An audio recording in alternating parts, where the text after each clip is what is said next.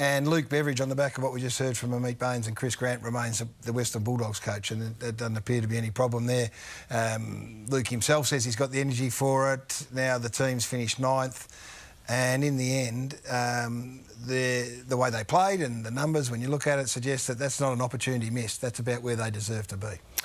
Yeah, I think it's an underrated list, guys. Everyone you talk to, oh, yeah, geez, I've got a great list. Underrated or overrated? Overrated, sorry. Overrated.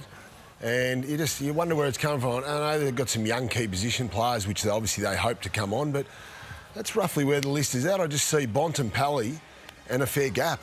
You know, like he's the one that really means something and stands out week in, week out.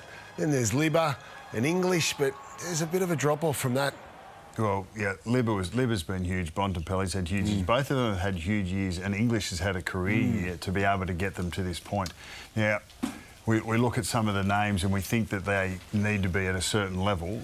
And that does come back down to the coaching panel, is how are you getting the best out of your people? And they are not getting the best out of their list. That's not to overrate the list, but they're not getting the very best out of them at the moment. And that's why there'd be questions being asked internally as well on what changes do we need to make so that we're better prepared for the next 2 years. So are they going down the Richmond path? Is this what we can expect now? And that is, let's back in the senior coach and let's change what's around him. And that's not to denigrate those assistant coaches who have done as good a job as they can, but to freshen things up. We're not getting rid of the senior coach, so we're going to get new voices and better experience around him. Yeah, absolutely. And they'll have to be strong as well. Got to be prepared to speak up and bring a different perspective to the game. Obviously, Luke Beveridge's assistant's been there for a while, and so they'd be, I suppose, entwined with his game style. I think at various times, if you're a long-term coach, if you've had a long tenure, you're going to have a period or two where your tenure is challenged. And then what the club does about that is key. And there needs to be regeneration, there needs to be fresh ideas, there needs to be growth. Now, it doesn't always have to come in the form of a change of a senior coach. It might come in the change of the personnel underneath, who have far more influence than people care to think. Well, Essendon are the other disappointment of the season. So, Brownie, I was really bullish about what they were doing. I thought there was an identifiable change. They hadn't quite got on top of this defensive transition stuff that they couldn't defend and all those sorts of things that were spoken about for a number of years. But the bottom line is we sit here, you know, at the end of the home and away season and say, have they improved? Have they improved, Gaz? Well, they've gone from 84% to 89%. 7 wins to 11 wins. So on those metrics, you say, yeah, they improved. But West Coast and North Melbourne twice. That's right. So I'm not as convinced, you know, and I look at that. And this has been a problem for Essendon for a long time. I look at Essendon teams for the best part of 15 or 20 years. I think they don't really put the fear of God into you. Yeah, none of their teams, even in the back end of my career when I was playing against the Bombers, you never had that sort of feeling coming up against them. So I just feel you'd love to see them start to play in the vein of their coach. Brad Scott was a street fighter, but they just don't look to me like they have enough guys that have got those qualities. You know, so is that a club thing? You're saying that this is inherent in this side for a long period of time? Absolutely. You can't have numbers like that and expect it to perform in September. I think Essendon have recruited for speed for a long time. And they've recruited for transition, which is great, but you still need bigger-bodied players. I think Hobbs and Perkins have been a change in that. Laverde's a big-bodied defender, but he's undersized. I think they really miss Ridley in the back, 5 games of the year because they don't really have a classy intercept defender like most of the good teams do. And Ridley's one out in that. Redmond gives you a run, but Ridley's one out. But the other thing that's really alarming for them is they've been the second worst offence in the back half of this year. And that's been a part that, at least when their defence hasn't been great, that they've done well.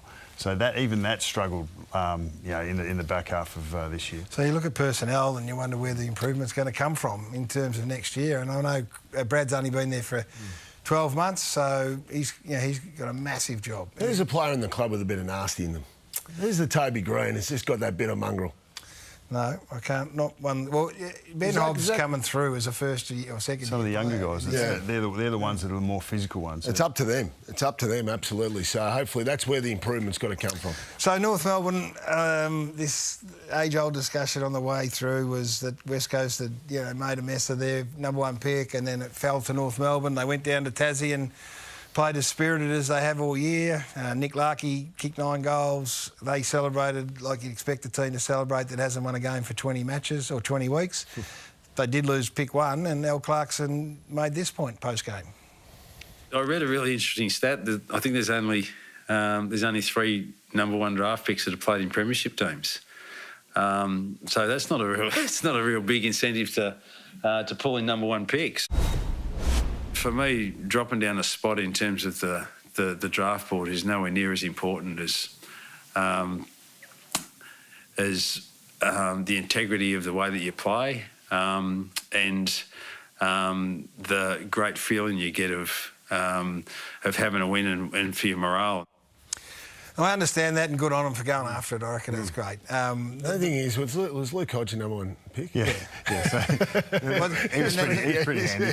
But you sell whatever you want to sell, but the reason that number 1 picks don't play in premierships is because they go to shocking teams. Yeah. And those shocking teams take 10 years to come good. So there's a reason for it. But at the end of the day, I'm sitting there going, they may just be that low and have been kicked around that much that they just need the positivity that comes with a win like that. What's that worth? I mean, what is it it's worth? an intangible, but it's worth plenty. Maybe. So I think, those comments are sound, and I think they're clearly sincere.